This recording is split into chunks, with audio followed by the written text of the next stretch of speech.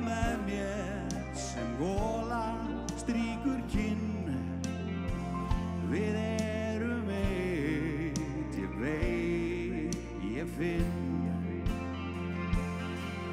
Því ég og þú, við eigum þennan dag. Ég og þú, eins og vangalag. Í dag, í dag, í dag. Önnur sólóplata tónlistarmannsins Guðmundar Rafnkels Gíslasonar í Neskaupstað er komin út og ber hún nafnið 1000 ár. Já, þetta er hérna samstarfsverkefni mitt og hljómsveitarinnar Coney Island Babies sem er hljómsveitir í Neskaupstað. Þeir höfðu samband við mig fyrir bara rétt rúma ári síðan og spurðu hvort ég ætti ekki fullt af lögum og ég sagðist eiga fullt af lögum og hvort ég væri til í að kannski bara gera með þeim, æfa með þeim, ný lög og það var ekkert ákveðið að gefa út plötu þá sko, svo bara þróaðist það og svo samt ég ný lög líka á tímabilinu þannig að svona helmingurinn eru lög sem ég átti og helmingurinn eru ný lög. Og þú átt lög og texta? Já, ég á lög og texta. En strákarnir eiga samt alveg helling í þeim líka, með útsetningum og slíku. Þemað í textagerðinni er svolítið mikið svona, veistu, dagurinn í dag, veistu, eigum að njóta hans. Og svo sjálfsögðu margt annað er fjallað á plötunni. En það er svona, get ég trú, það er svona megin stef, það er allan að fjalla það í bæði í fyrsta og síðasta lagi plötunnar. En þú gafst út fyrri sólóplötuna fyrir 10 árum síðan. Já. Er þetta kannski sem að þú gerir á 10 ára fresti eða?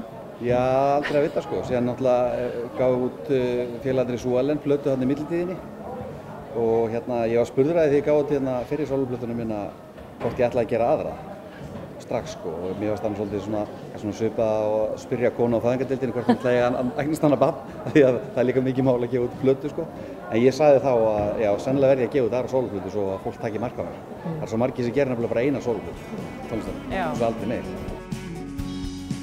Hjartið þrjú, svo friðsæl fyrir framan mig.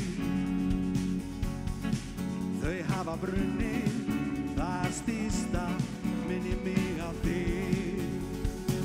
Það sloknar ríki friður, hver ég vil að fá.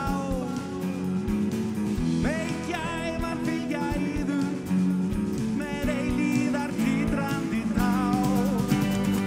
Þó líði 1000 ár.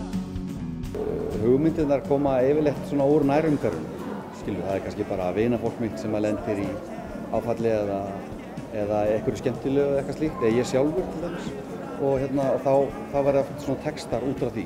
Síðan kannski breyti var hann svolítið því að maður getur ekki haft textana allt og persónulega.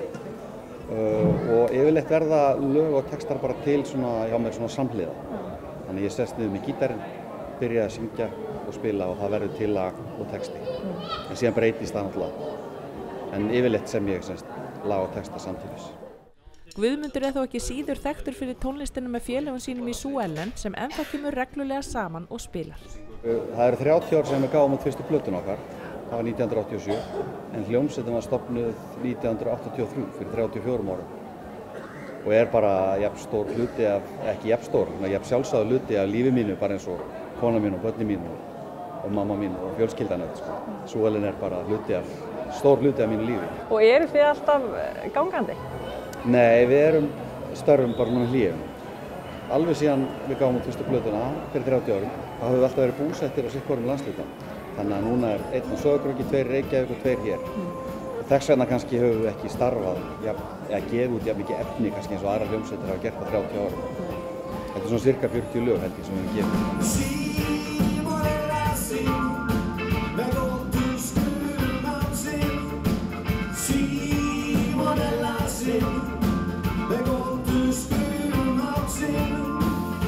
Tónlistarmenn kannski berja svolítið í bökkum að gefa út efni. Er það eitthvað sem þið finnið líklega fyrir og þú?